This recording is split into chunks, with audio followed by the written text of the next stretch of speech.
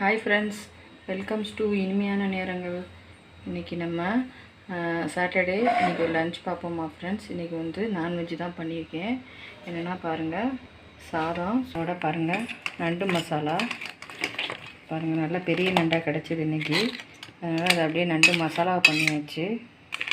அப்படியே அதாவது என்ன சொல்கிறது, செமி கிரேவி மாதிரி பண்ணியாச்சு. நெக்ஸ்ட்டு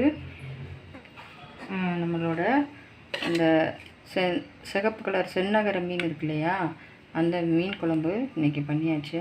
கொஞ்சம் தான் பண்ணேன்.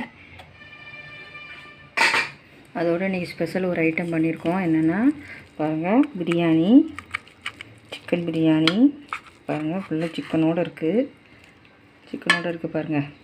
அதில் ஒரு எக்கு ஒன்று வச்சுருக்கேன், அவ்வளோதான். அதோட ஃபிஷ் ஃப்ரை. இந்த ஃப்ரை வந்து அந்த செந்நகர ஃபிஷ் தான். இது வந்து சாப்பிட்றதுக்கு சீலா மீன் மாதிரியே இருக்கும், செம்ம டேஸ்டியாக இருக்கும் ஃப்ரெண்ட்ஸ். நான் உங்களுக்கு வந்து போன வாரம் கூட காமிச்சேன் பாருங்கள், அதே ஃபிஷ்ஷு தான் இது. ஏன்னா டேஸ்ட் நல்லா இருக்கனால இந்த வட்டமும் வாங்கிட்டோம், நல்லாயிருக்கும் சாப்பிட்றதுக்கு.